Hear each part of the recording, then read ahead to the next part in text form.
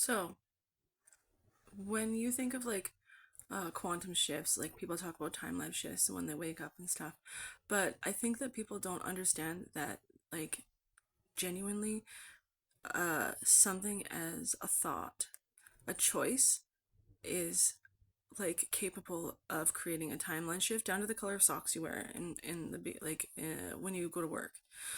Because you don't know if, like, say you wear socks with a certain um character on them, that someone's going to see that sock and stop and have a 5 minute conversation with you, and make you late for work, or not late for work, late for getting home. And on the way, you leave 5 minutes or like later than you normally would, and you miss an accident that normally would have killed you, like, like burnt toast theory kind of stuff.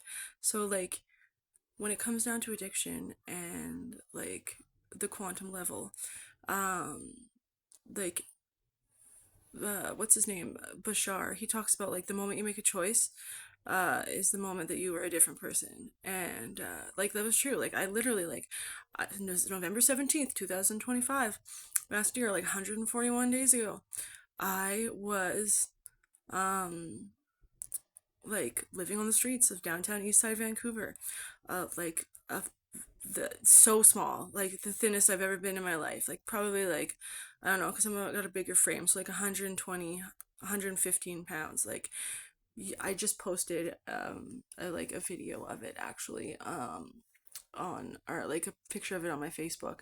I could probably add it to the end of this as well too, just to show, like, the progress I've made today on the person that I am.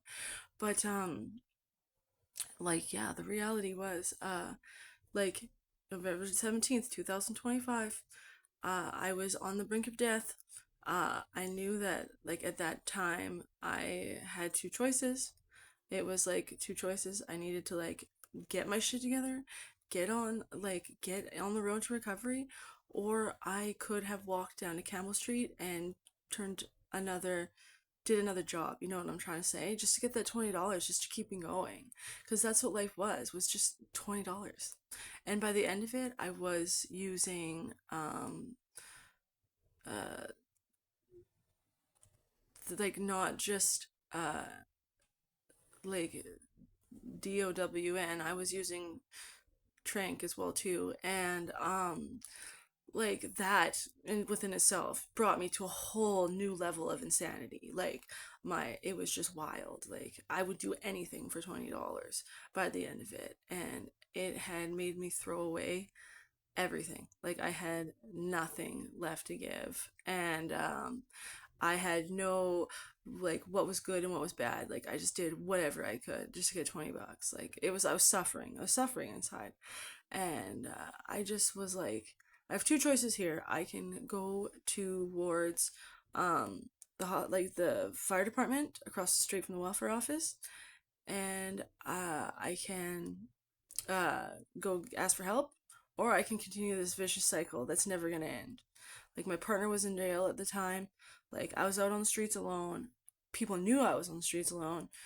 Took advantage of me. Like, in the end, the last day I was out on the streets, I ran into this guy that punched me in the head, and he was like, "I'm gonna go get you some stuff to make you feel better." And I was just like, I couldn't even wait for him. I couldn't wait for him anymore. I was so sick and I was so fucking tired of what I was going through that I went to the doctors, and I stopped using, and I had 24 hours. Um, like, I was in withdrawal for about 24 hours, and the next day I was fine. Like, that's the reality of, like, how um uh like how we put ourselves in these situations where we think things are going to be so hard, and that they are going to cause us so much emotional and physical turmoil. But when we get into them, it's actually not as bad as we think it's going to be. Like, our mind hypes up these crazy scenarios to the point where you uh like, you can't do it. And really, it's really not that bad. And like, I've experienced that. Like, withdrawal doesn't scare me anymore. I've been in it. I went cold turkey for a week straight one time. Uh, I ended up getting on Suboxone at that point. So like I know that it's possible. Like the I'm about to go on Suboxone again for a second time, and I'm mentally, emotionally, physically, spiritually prepared, because I'm ready to go on to the next phase of my life, like reintegrate back into like humans, like society. And all I had to do is just make a choice, you know. And I don't know. I've just been like so emotional lately, just because I went off of methadone, and because of that, um, uh, like I just get emotional. And I've been waiting for this. Like it's good. It's good. Like it's opening me back up to the spiritual realm. Like I'm just functioning a lot better as a human being. And it's great. I'm actually really happy for this. Um if it wasn't for like everything that I'm going through, like if I wouldn't have like just made that choice to just like go and become a regular human being again, like writing a novel. Like been working on this thing really hard lately, actually. If I wouldn't have had like the drive to do that, uh, I I'm just so grateful for today. Like today, like I wouldn't have like switched timelines. You know, choices are they can be so minute to change a timeline, or they can be big, but ultimately choices are what direct timelines. And I'm starting to experience deja vu again, which is something that I never experienced on the streets, because that must have been like a new timeline for me, where like I didn't experience like coinciding of timelines like I did before. Whereas now it's something that I experience on the regular, because this was a path that I was supposed to be on.